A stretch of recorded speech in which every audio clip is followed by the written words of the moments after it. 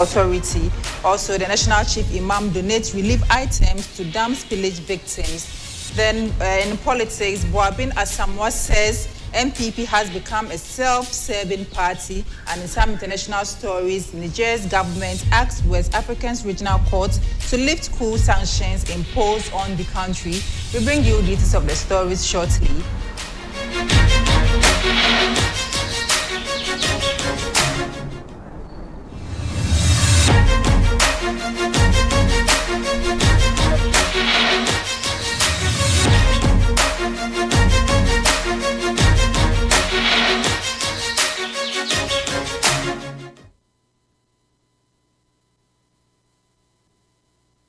For staying with us now to our first story.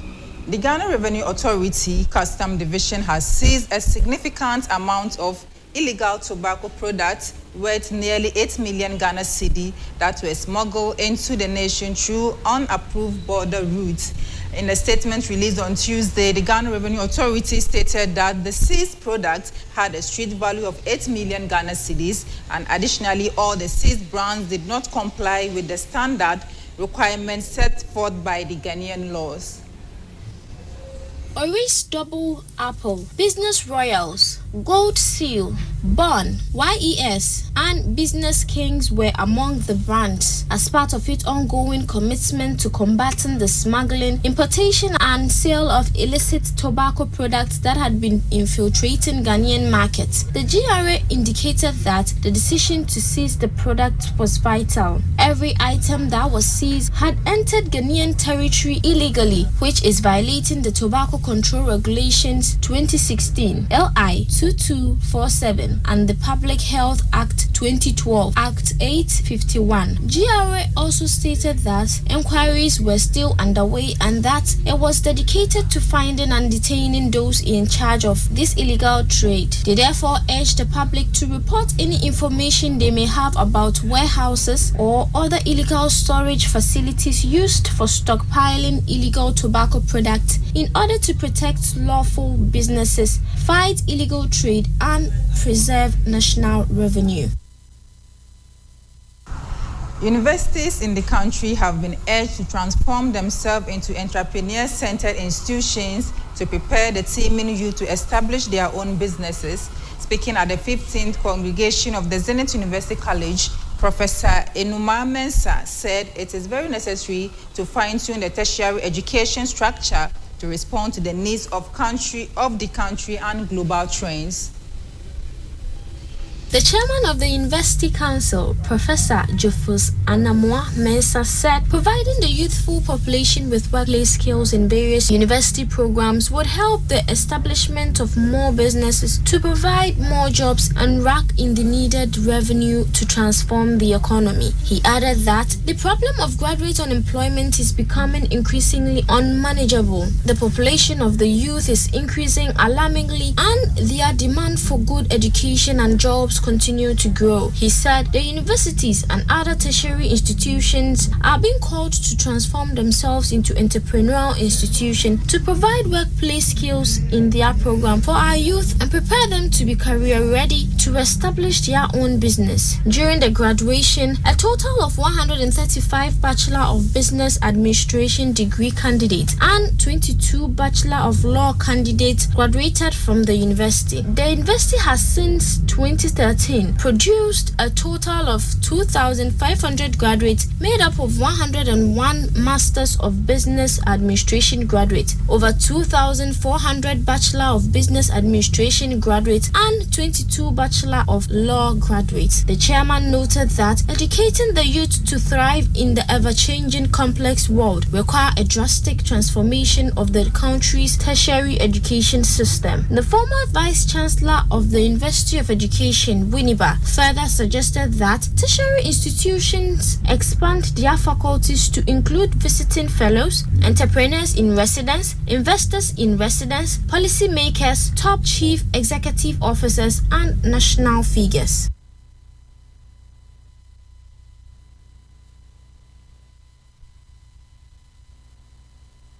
Now, in some health stories, the World Health Organization has revealed that about 2,000 people in Accra die yearly due to air pollution and vehicle emissions. Poor public transportation system, population surge, and rapid urbanization have undoubtedly worsened the problem. According to the World Health Organization, this affects over 4 million people who live in the capital. It's quite common for commuters in many cities and towns in Ghana to inhale smoke from largely rickety vehicles that ply the country's roads. With more cars in the national capital, Accra, the city is known for allowing all kinds of rickety cars on the roads, posing health risk to commuters and pedestrians who are forced to inhale smoke on a daily basis. Over 70% of people in Accra rely on cars, motorbikes, and many grapple with heavy vehicular congestion on daily basis for hours, thereby exposing them to greater harm as many of these cars emit smoke freely without any caution from road safety authorities. With Ghana's pollution considered as critical, the World Health Organization has called for urgent steps such as the use of electric cars among others to save lives as well as the millions of dollars used to treat air pollution related diseases.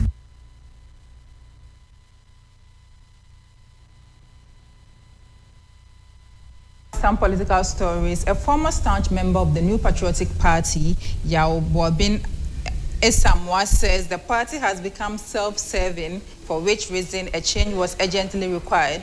Mr. Asamoah and 3 other prominent members of the New Patriotic Party, including Hobson Adoye, Nana Ohene-Nto, and Boniface Abubakar Sadiq, forfeited their membership in the party after publicly endorsing and campaigning for independent presidential candidate Alan Kojo Trematin.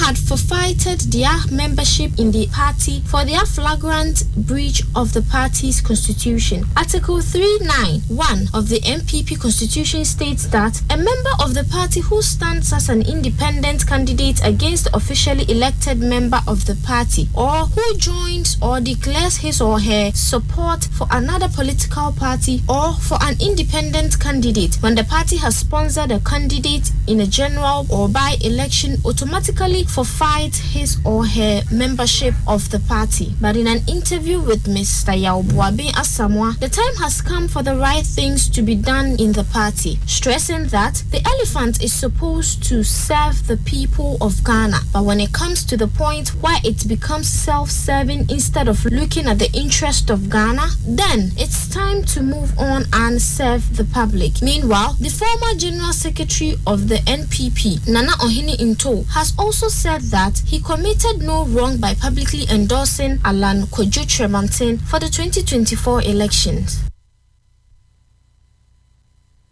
Still watching by the midday news. We take a quick breather. We'll be right back.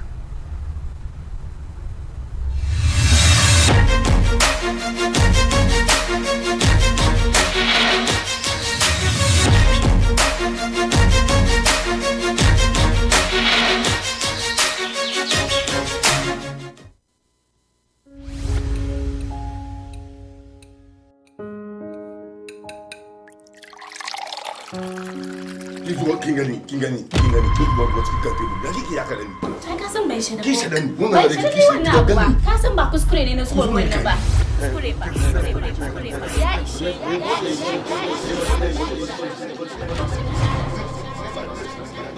A kowane lokaci aure ke zama shakatawa da zaman lafiya. Akan samun sabani da rashin fahimta da gaddama tsakanin ma'aurata.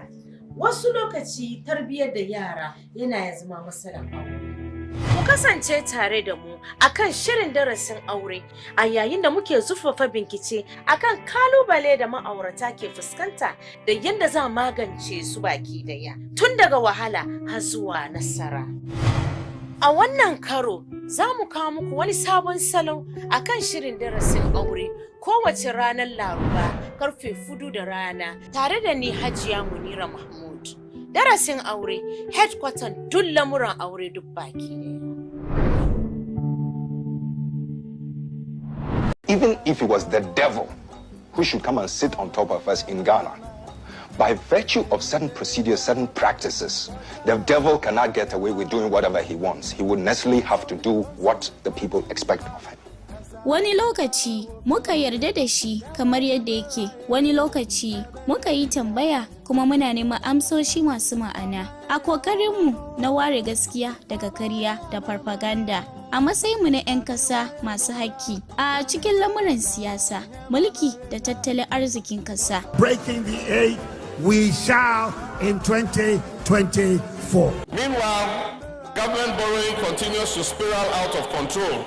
Akan wannan shirin ma'auni muna bin amsoshi da mafita yayin da muke sanya 'yan siyasa da jami'an gwamnati akan dandalinmu mai girma. Kasance tare da tawagarmu mai matukar amfani a shirin ma'auni, shirinku na siyasa mai fadakarwa da ilmantarwa a tashar talabijin da kuka fi so.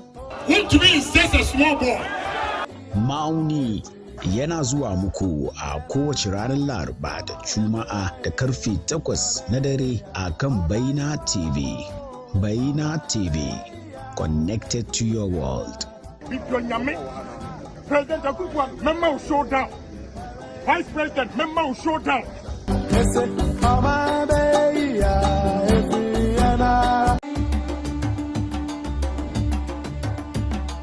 Even if it was the devil who should come and sit on top of us in Ghana, by virtue of certain procedures, certain practices, the devil cannot get away with doing whatever he wants. He would necessarily have to do what the people expect of him. Wani lokaci muka yarda da shi kamar yadda yake, wani lokaci muka yi tambaya kuma muna neman amsoshi masu ma'ana. A kokarinmu na ware gaskiya daga ƙarya da farfaganda. A matsayinmu na 'yan ƙasa masu haƙƙi a cikin lamuran siyasa, mulki da tattalin arzikin ƙasa. Breaking the eight, we shall in 2024. Meanwhile, government borrowing continues to spiral out of control. Akan wannan shirin ma'auni muna bin amsoshi da mafita yayin da muke sanya 'yan siyasa da jami'an gwamnati akan dandalinmu mai girma. Kasance tare da tawagarmu mai matukar amfani a shirin ma'auni, shirinku na siyasa mai fadakarwa da ilmantarwa a tashar talabijin da kuka fi so.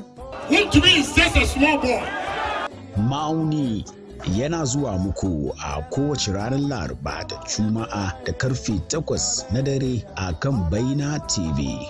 Baina TV, connected to your world. President Akufo, member will show down. Vice President, member will show down.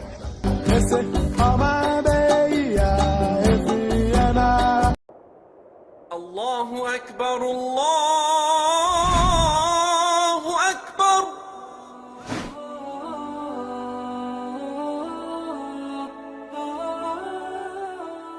The word Islam is an Arabic word which means to surrender. As a Muslim, you surrender yourself to the Almighty Allah, your Creator. To do that, we need to understand the concept of Islam. Baina TV comes your way with the most educative and informative Islamic program, Understanding Islam. On this show, we answer all the questions regarding Islam, the do's and the don'ts of the Sharia, and many others.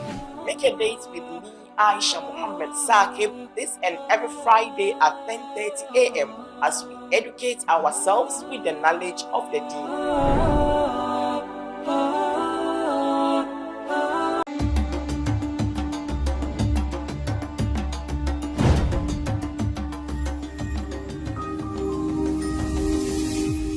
Baina TV, connected to your world.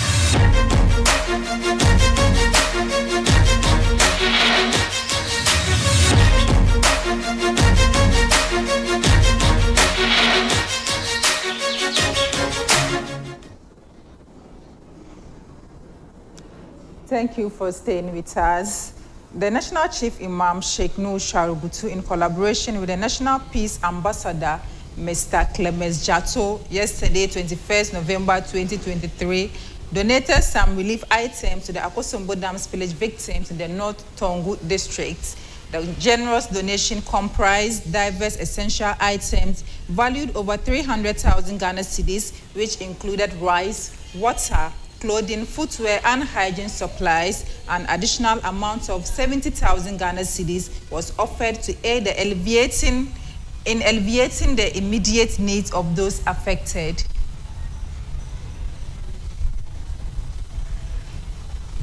Addressing the gathering, Sheikh Usman Nuhu Shaributu emphasized the significance of communal support during adversity, extending prayers and words of encouragement to the affected individuals. He expressed empathy and reassured the victims that hardship can pave the way for eventual solace. The National Peace Ambassador, Mr. Clement Jato, commended the Chief Imam's enduring commitment to peace building, reflecting on their joint efforts in the past reconciliation endeavors. He stressed the importance of maintaining peace, especially during challenging times, urging the youth to avoid actions that could disrupt community harmony. The visit to Agbatikwa camp, housing approximately 1,200 displaced individuals among the 12,000 affected, showcased solidarity and compassion in the wake of crisis. Samuel Okujato Ablakwa, Member of Parliament for North Stone, conveyed heartfelt gratitude on behalf of the victims, highlighting the substantial impact of the calamity, with over 1,500 houses damaged and 21 camps established to shelter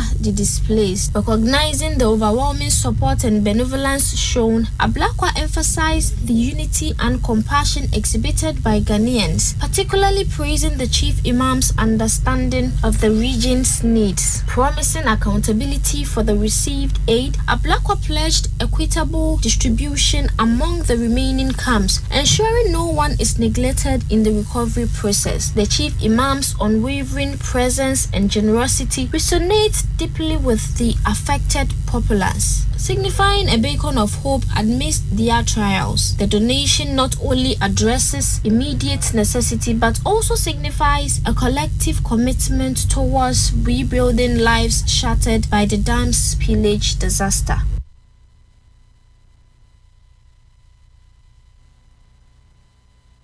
Down in sports, Black Stars head coach Chris Hughton believes Ghana were the better side despite the shocking 1-0 win against Comoros in the second Group I game of the 2026 World Cup qualifiers at the Omnisport Stadium in Moroni on Tuesday, November 21, 2023.